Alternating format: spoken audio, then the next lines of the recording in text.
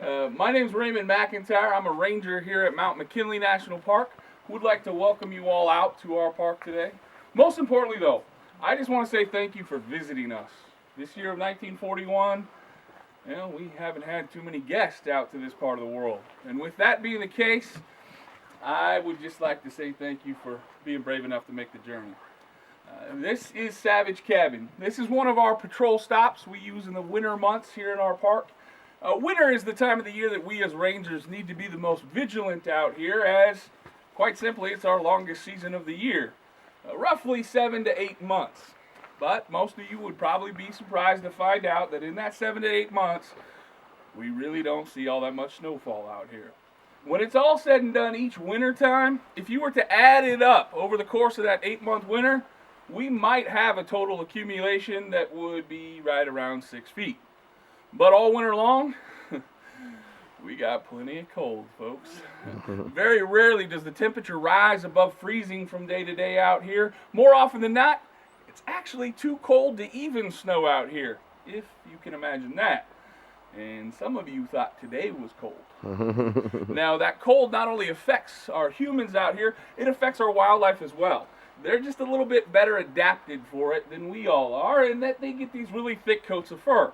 That thick coat of fur keeps out the cold, enables them to survive out here. But if we're honest, that thick coat of fur is appealing to folks around the globe, who'd all pay good money to have it for themselves. So traditionally, winter's the time of the year that hunters, trappers, they go in search of those animals so they can collect those furs for a springtime profit.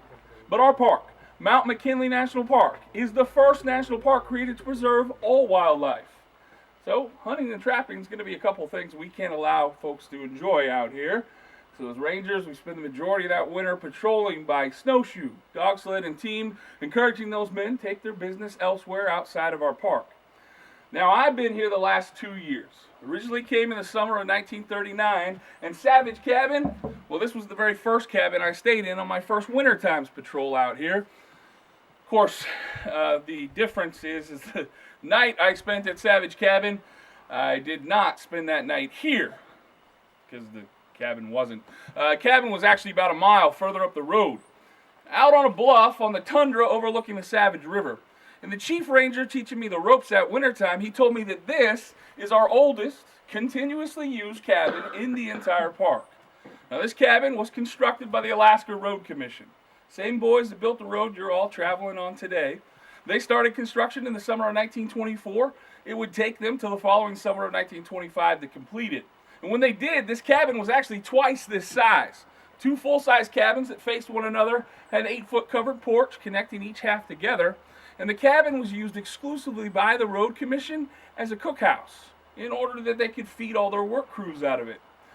The nice thing is, they would continue to build our park road, and over the course of those next few years, they'd install 5 of these cookhouses right alongside that road, and then they would only come out here in the spring and summertime. So ever since each cookhouse has been built, our ranger service now is able to take advantage of them as overnight stops on our wintertime patrols of this park. No longer having to do things like the days of old. Back when our first superintendent, Mr. Harry Karstens, was here, well, he only had 2 options at the end of a day's patrol. He could take the time to pitch a canvas wall tent, or just find a low-hanging spruce branch to spend the night out under. I have to be honest with you, though. That first night staying in Savage Cabin, being out there on the tundra, I would have much rather crawled back here and done things Superintendent Karstens' way. That night, being out there, we had no protection from the elements, namely the high winds and all the cold that came with it. Didn't matter how much firewood we used, never did really get all that warm inside this cabin that night. So thankfully, this past summer of 1940, the current park superintendent, Mr. Frank Bean, he ordered Savage Cabin be moved. That's exactly what we did. Cut her in half right at the porch, jacked her up, put her on skids, tractor skidded her all the way back here where she presently sits. And I assure you, this cabin stays much warmer being back here in the taiga forest each wintertime now.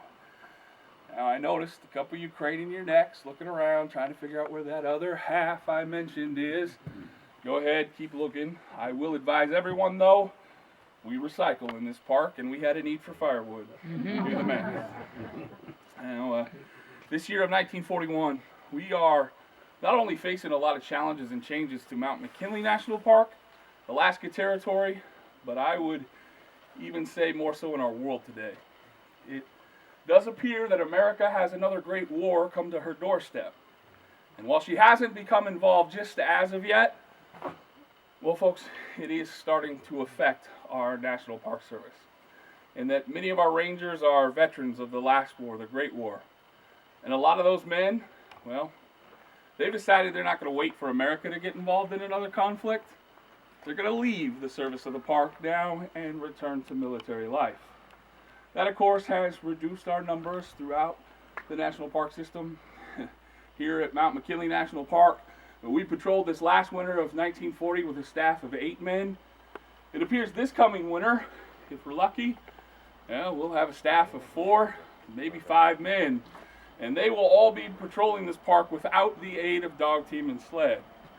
Now, a lot of folks are still blaming that on the military as well. As the past few years, the Army Air Corps keeps coming out here using our dogs for their purposes, and other folks, namely just about everybody back at park headquarters, and perhaps a few of the regulars down at McKinley Station or around the old Merino Roadhouse, may have you all believing that the lack of dog teams at Mount McKinley National Park is somehow,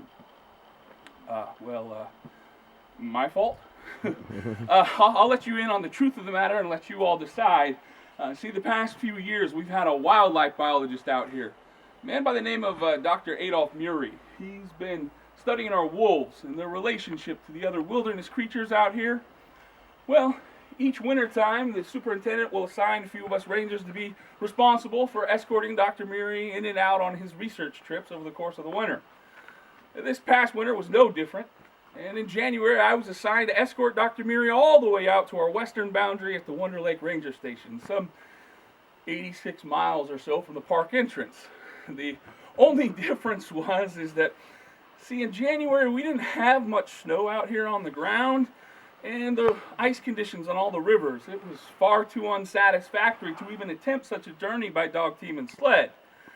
So what Dr. Murray and I did was we loaded up some Yukon sleds, strapped those to our backs, grabbed some snowshoes, and we just walked to Wonder Lake. Turned around, walked back out again too, stopping at cabin to cabin as we went. The entire journey took us a little over 2.5 weeks, but upon our successful return to park headquarters, well, Superintendent Bean has made it known that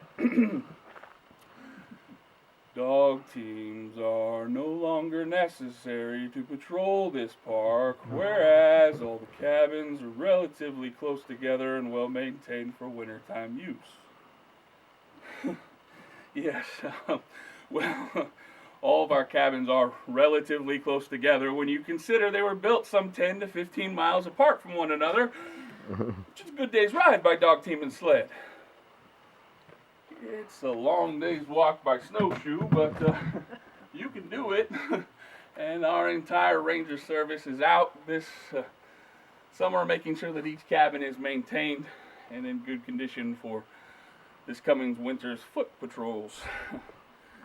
Now, while I personally may or may not agree with Superintendent Bean's assessment of the usefulness of dog teams out here, the man did make a statement recently concerning our current world affairs that, well, couldn't help but agree with when he mentioned that now there must be an opportunity for the National Park Service to freshen people's lives, to provide them all with some relief from the daily weariness of war. You see, I think the superintendent is correct that in our world today, there are very few places left where you could go, perhaps only for a moment, and get away from anything that's causing worry or stress in daily life like you can in a national park. I would venture a guess that since you've been on that long bus ride with Brian out here to see me today, very few of you have thought, if at all, about all those things you have to deal with when you get home from this place. And I think that if anybody understood how much Mount McKinley has to offer its guests and its visitors, it was this park's first protector, our first superintendent, Mr. Harry Karstens. In 1924, the same year that this cabin was under construction, Superintendent Karstens penned these words: Mount McKinley National Park has an abundance for each and every one.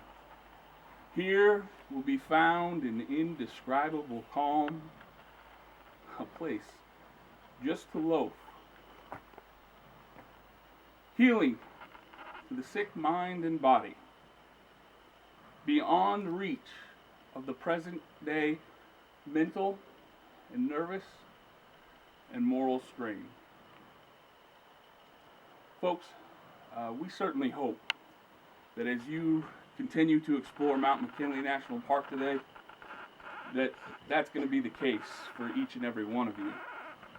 Whether it's a sick mind or body or both, seeking solace and relief from daily life, we certainly hope that you will find many moments of those out here on your journey today. Of course, you can all just thank me here momentarily as, well, I'm going to gift you all one of those moments of relief to be found out here.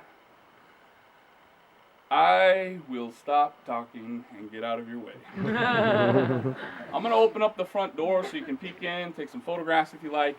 Also, feel free to look around this side window over here. Just be warned, around that window there's a bear deterrent. It will also work on you. Just keep in mind, should you stab yourself on it, my closest supply of tetanus shot, well, that's all the way up north in the village of Nenana. It will be some time before I can get you some proper help. I will be available to talk with you one-on-one, answer any questions you might have. I am Ranger McIntyre. Thank you all very much. Thank you. Thank you.